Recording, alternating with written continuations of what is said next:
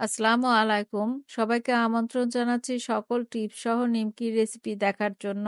এই নিমকিগুলো একটা এয়ারটাইট বক্সে করে মাসখানেকের মতো রেখে খেতে পারবেন। নিমকি বানানোর জন্য প্রথমে একটা বাটিতে নিয়ে নিচ্ছি ১ কাপ ময়দা। নিমকি বানানোর জন্য ময়দাই নিতে হবে, আটা দিয়ে কিন্তু ভালো হবে না। এর মধ্যে দিয়ে দিচ্ছি 1/2 চা চামচ লবণ, গুঁড়া দুধ দিয়ে দিচ্ছি ১ চা চামচ, চিনি ১ চা চামচ, কালো জিরা 1/2 চা চামচ, বেকিং সোডা দিয়ে দিচ্ছি 1/8 চা চামচ, মেজারমেন্টের সবচেয়ে ছোট চামচের অর্ধেক চামচ দিয়ে দিলাম। বেকিং সোডাটা অবশ্যই দেওয়ার চেষ্টা করবেন, তাহলে নিমকিগুলো অনেক খাস্তা হবে। দিচ্ছি 2 টেবিল চামচ তেল। এখন ময়দার সাথে সবগুলো উপকরণ খুব ভালোভাবে মিশিয়ে নিচ্ছি। খুব ভালোভাবে মিশিয়ে নিয়েছি। ময়দাগুলো মাখানোর জন্য আমি 1/4 কাপ নরমাল পানি নিয়েছি, মানে 1 কাপে 4 ভাগ পানি নিয়েছি।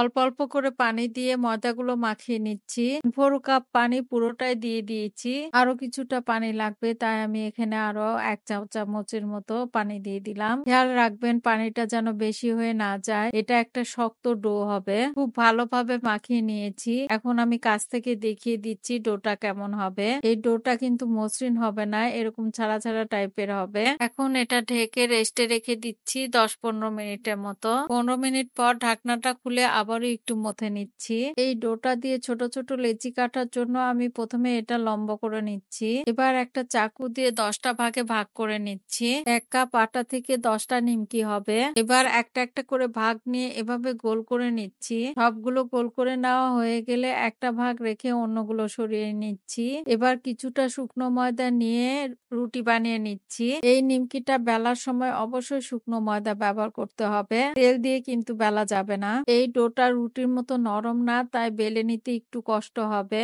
অনেক পাতলা একটা রুটি বানিয়ে নিতে হবে। রুটিগুলো যেন 5.5 থেকে 6 ইঞ্চির মতো হয়।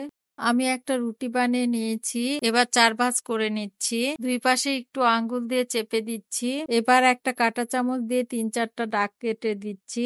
এভাবে করে নিলে তেলে দেওয়ার পর আর রুটিগুলো খুলে যাবে না। সবগুলো ডো দিয়ে আমি এভাবে বানিয়ে নিব।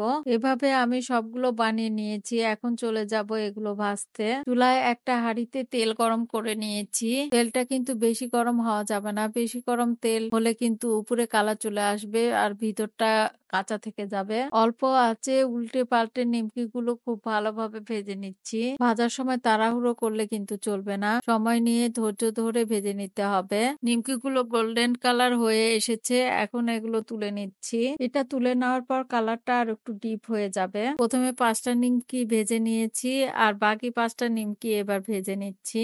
এই নিমকিগুলো খুবই খাস্তা আর খুবই মজার। আশা করি আমার আজকের রেসিপিটি আপনাদের কাছে অনেক ভালো লেগেছে। সবাই ভালো থাকবেন। আজ এ পর্যন্তই। আল্লাহ হাফেজ।